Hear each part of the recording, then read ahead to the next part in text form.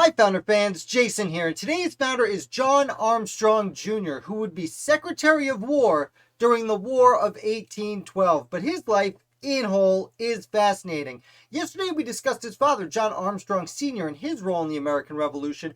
And I wanted to give a quick shout out to James Armstrong, John here's older brother, who was a physician who did serve for one session in the House of Representatives during the Washington administration. Maybe one day we'll give James his due, but today, we got a lot to talk about because John Armstrong was attending Princeton in 1775 when the American Revolutionary War broke out, and he left college to go join the fight. He goes up, he fights in the Quebec campaign briefly before being brought in as an aide-de-camp to General Hugh Mercer. Now, Hugh Mercer kind of famously dies during the battles of Princeton and Trenton. On the way between the two, they are ambushed.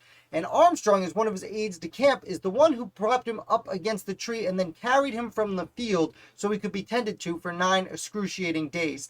Of course, Mercer is now famous from the musical Hamilton for getting a street named after him, though he should be famous for a lot more than that. As for Armstrong, having his commander die meant he needed a new job, and he is actually recruited by Horatio Gates as an aide de camp to Horatio Gates. And it's in this position that Armstrong helps to win the Battle of Saratoga. Of course, Benedict Arnold gets a lot of the credit for winning that battle, but Horatio Gates and his aides de camp, like Armstrong, end up getting a lot of the credit too, and do deserve a good portion of it. Now, Armstrong actually leaves the Army for a few years. He seems to be doing his studies. He's not really up to a whole lot. He kind of returns to private life, but then eventually in 1782, he's coerced by Horatio Gates to return to force and be an aide-de-camp once again. And this is the position Armstrong is in when the Army encamps in Newburgh. Now, famously, for those of us who study the American Revolution, we know the Newburgh Conspiracy was a group of officers in the Continental Army that were having a meeting about what to do with the Continental Congress, who doesn't seem to be paying anyone. And famously, that meeting is interrupted and the whole issue is resolved by General George Washington, who handles it like a masterful politician that he was. Now, that being said, the Newburgh Conspiracy starts when a letter titled An Address to the Officers is circulated through the Continental Army. Now, this has never been proven, but he does allude to it later in his life, and it certainly seems to indicate that that letter that launched the Newburgh Conspiracy was written by a young John Armstrong Jr. Again, we have no official evidence for it, but later in life he kind of mentions his role offhandedly in some of his correspondence, so that's fascinating how Armstrong is right at the heart of the Newburgh Conspiracy. After this, he goes home and finishes his studies, and then he is elected in 1787 as a delegate from Pennsylvania to the Continental Congress. At the time, we call it the Congress of the Confederation because it was under the Articles of Confederation. But very interestingly, John Armstrong Jr. serves alongside his father, John Armstrong Sr., representing Pennsylvania at the Continental Congress. And it's during this time that they passed the Northwest Ordinance of 1787, which organizes the Northwest Territory, as it was then called. And Armstrong was actually asked to become Chief Justice of this territory, though he does turn it down.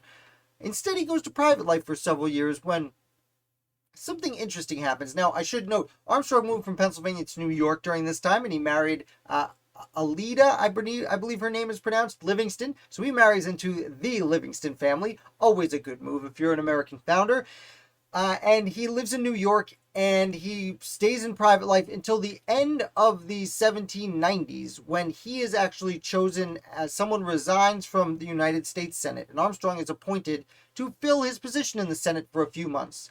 And then he's elected to his own 6-year term, but he only stays for another year, and then he resigns. He's replaced by DeWitt Clinton, who would later resign himself after just a year, and Armstrong is then chosen to replace DeWitt Clinton in the old Senate seat he actually won election to in the first place.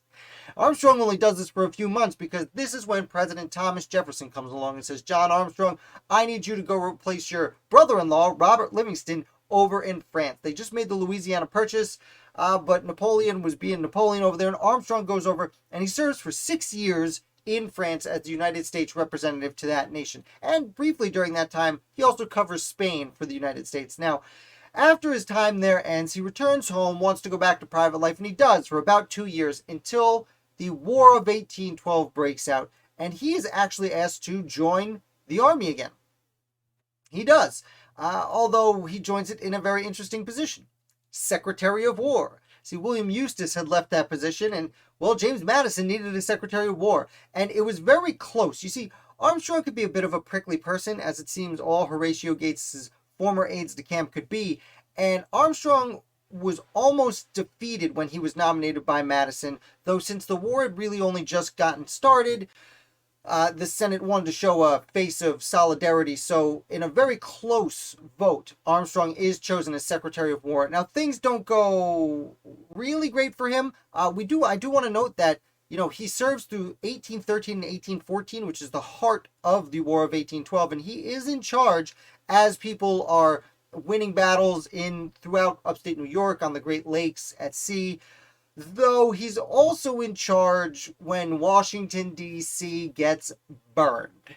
Not great. So he's also, I should note, an adversary, a longtime rival of the Secretary of State, James Monroe. Now, Armstrong, unfortunately, even though the signs begin to point like, hey, the British are literally sailing to Washington, D.C., he says they're never going to burn Washington. Washington, at the time, was a small town that was mostly muddy swamp. It was really barely even a village. It just happened to be where they were building the capital of the United States of America. That being said, the British most assuredly did come to Washington, D.C., and they did burn it to the ground. And after that, well, the writing was on the wall for John Armstrong. He was asked to, politely by James Madison, who could usually keep his temper, I shouldn't have said politely, not so politely, asked by James Madison to resign his position, which he did. He's actually replaced by James Monroe, who holds the positions of both Secretary of State and Secretary of War until the end of hostilities, just a few months later. Side note, you can see why James Monroe would replace James Madison as the next president, because he had done so much up to that point. But either way, Armstrong, at this point, he's all done with politics, and he retires. But what's absolutely, probably from my perspective, despite everything we've discussed, the most fascinating thing about John Armstrong is he lives until 1840. 1843, actually, but it's in 1840 that he has his picture taken. And he is the last surviving delegate to the Continental Congress when he passes away in 1743. And this is what he looks like. That is John Armstrong Jr. That is the guy who wrote the letter in the Newburgh conspiracy.